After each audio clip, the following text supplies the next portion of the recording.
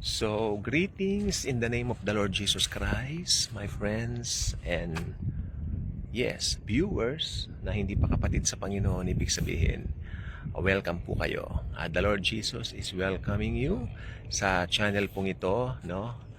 Dahil dito, wala pong religion, and I would like to tackle about the importance of the person of Christ rather than of religion, rather than of a member of a certain or particular organization, or tapos ang worst ay hindi na po namamagnify si Christ. At ang importance po nito sa end times, dapat ang tao nakaangkla kay Christ, nakaangkla sa Panginoong Hesukristo, at hindi doon sa relihiyon o doon sa mga man-made religions na ipinagmamalaki natin na pwede nating magawa sa mga buhay natin, no? Anyway, ang mga tao talaga, sabihan mo lang naman, alam naman na po nila yan. Alam na po nila at siyempre may isip naman na rin sila. Kaya nga po at batid na rin naman nila yon. Kaya gano'n. Kailangan lang natin na sabihan tungkol sa importance ng in order for you to be saved, it should be Jesus Christ na papasukin at tanggapin sa buhay. Hindi religion. Ano? Ngayon, ang panahon po natin ngayon ay hindi po natin may pagkakaila. Dito tayo. Hindi po natin may pagkakaila. May mga pagkakataon ngayon sa buhay na parang hindi natin alam na nangyayari po. May mga bigla tayong naririnig na mga pangyayari na, hey, sandali lang, dati hindi nangyayari ito Like yung sa UFO, like yung mga iba't ibang bagay pa na parang kung titignan mo, parang mistulang kababalaghan nga nila. Pero sa totoo lang po, talaga mga bagay na mga supernaturals. Well, sa end times po talaga, expect po natin ng mga bagay po na ganyan. Hindi po siya rare, hindi po siya something na mas maganda nakahanda po ang mga puso natin sa mga darating na kung ano pa yung mga mangyayari ngayong end times na ito. Okay? So ngayon po end times na po tayo at anytime now rapture na. Kung tatanungin niyo ako, what will be the next event? Well, the next main event would be the rapture of the church. Okay? The rapture of the church na po ang susunod na event sa atin na inaabangan po natin na mangyayari po sa ating buhay. Okay? So, yan po. So, tingnan po natin mabuti at malalaman po natin yan. Kunin ko lang payong. Okay. Salamat po. Ayo po. Thank you. So, ayun. So, umulan po kasi dito. Pero ako gusto ko ipakita sa inyo yung view. Okay? And, yan. The Lord is so gracious dahil believers na po tayo and alam na po natin yung paraan ng kaligtasan. Alam na po natin na Jesus Christ is the only way, the truth, and the life. Kasi ang mahirap po ngayon, kapag ka nandito ka nga po sa end times at hindi mo alam, well, ano bang standing mo? Ano ba ang katayuan mo? At alam niyo po ba, ang pinakamasaklap po, yung mga nakakausap ko, you ask them, what if something happened to you? Kamatayan, di ba? What if dumating ang kamatayan na alam naman natin, hindi naman ini-expect.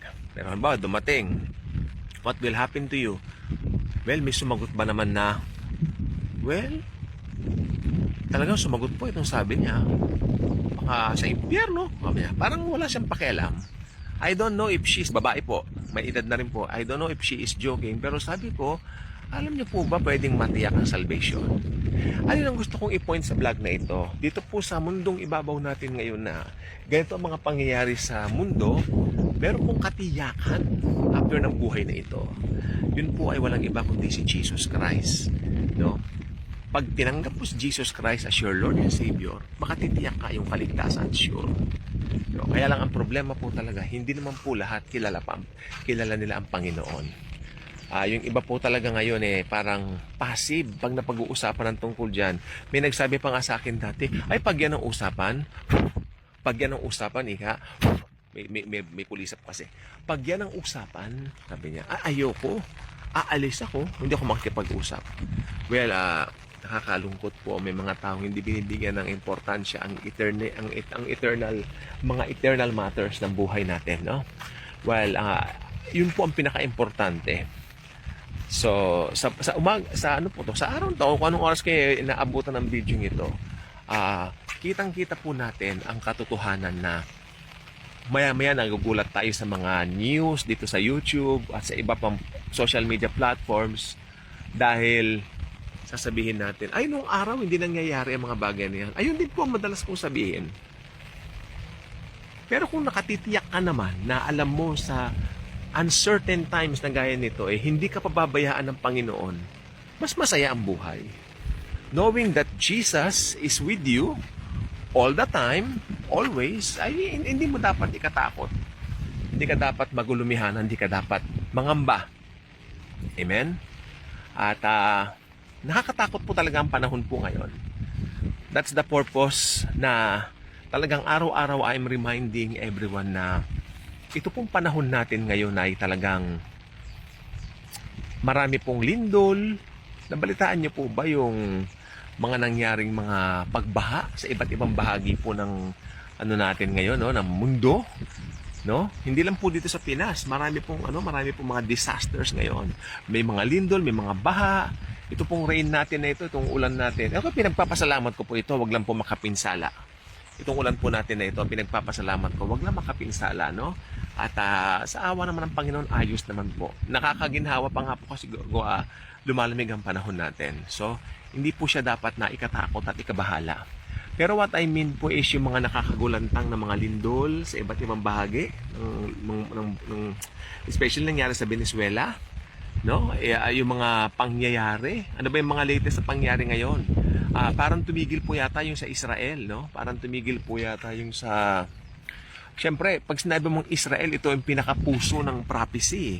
Pag sinabi mong Israel, ito yung pinakapuso na, diyan kami nag-aabang ng mga kung ano yung mangyayari sa hinaharap. Kasi yan po talaga. Actually, hindi po Amerika. Ngayon, ang tanong po ngayon, yung Amerika mismo, wala na po sa end times. Pinaliwanag ko naman na po yan at hindi naman po yan ang topic natin. Pero sige, sasabihin ko rin po, maaaring ang Amerika during that time, sabi nila, ay hindi na po siya superpower. Hindi na po siya superpower that time na mangyayari yung end times. Pero hindi po natin alam kasi may mga nakakagulat po na mga nangyayari po ngayon. May mga nakakagulat po na gugulating ka na lang, magugulantang ka na lang, no?